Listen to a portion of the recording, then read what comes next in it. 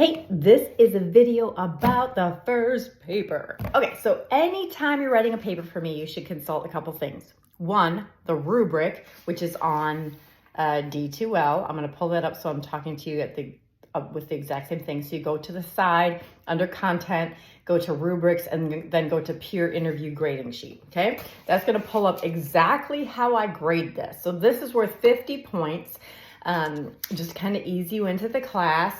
And I'm grading you on a few things. The depth that you're using all the questions that I've asked for in the syllabus, which is your other main piece that you're going to use. Did you do that? Did you write about them thoroughly? Could I picture this person because you've asked them enough questions?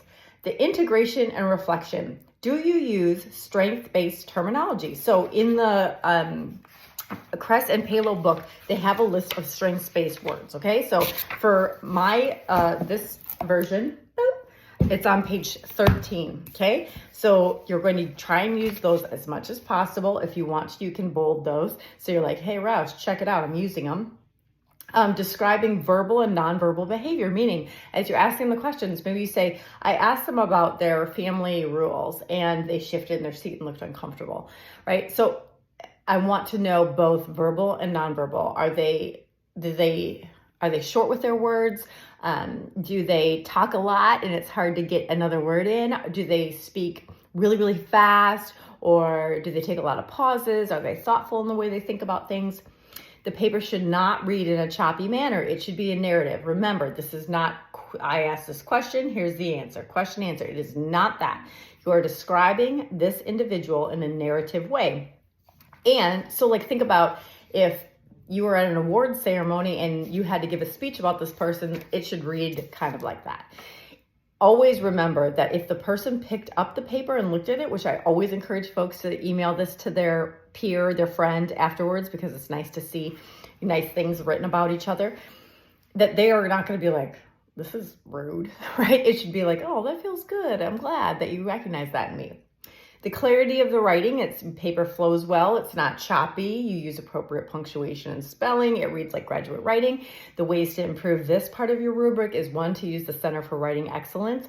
You can email them your paper. You can go in. You can meet over Zoom. They are very helpful and are willing to help you on this. You can do that within 24 hours. I think they'll help you with a 24-hour time frame.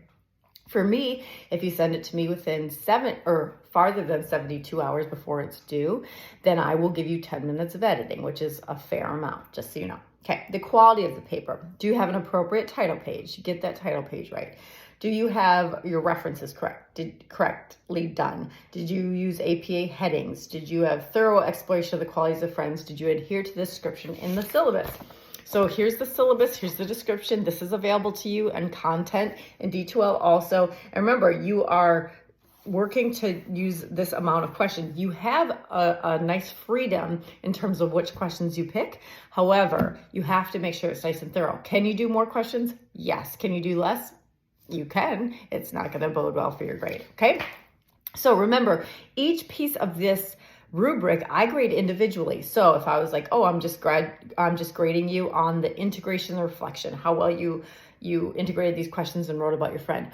If I was like, I'd give it a 92, then you're going to get a 9.25 on that section out of 10. That means if the depth of your paper was not great, you had some trouble there, and you bomb it, it's still not going to bomb the whole paper. Everything is graded separately to kind of protect you in that way, okay? Because one person is not one area in a paper. Okay, so in this same book, the questions that I'm talking about, when we look through here and it says your questions from each of the headings, individual strengths, family of origin strengths, etc. That starts in my book in page 13. Individual strengths questions are like, how do you go about making friends? Or who do you usually share problems with? Or do you have any skills or talents? Or how do you work well with others? Those things, those are the questions you can pick of those, okay? So you get to select a minimum of 4 from each of them. So 4 from individual strengths, 4 from, there's a ton, 4 from family of origin, 4 from community and cultural strengths at least, okay? And you can tape it, you can write it as you're talking, whatever, but remember, we're not doing a transcript for this paper. That is not what this is about, okay? If you want to separate these into different headings, like getting their background or whatever, you can. But in general, I just, it's what you need to do to get a good grade, to feel like you have a good grade. Okay. So the cultural background, the understanding the problem, barriers to treatment, and preferences of treatment, those start on page 17 for me. In the other book, it was 36 through 38. So it's one of those for you. Okay. If you have any questions, you can text me, you can call me, you can email me, you can whatever. But if someone has a question that I'm like, oh, that's a good question, I didn't answer that in my video, I'll go ahead and shoot it out to everybody in a class email. Okay. I want you to do well. I don't want you to be stressed and on the group text like, I don't know how to do Roush's paper. That's fine if you just want to spit that out, but let me help you. I'm here. I want you to be successful in your paper. I want you to be successful in this and understand how to do it well. Okay. Just take a deep breath. You can start this paper whenever. It's due in February, so you have until the 19th.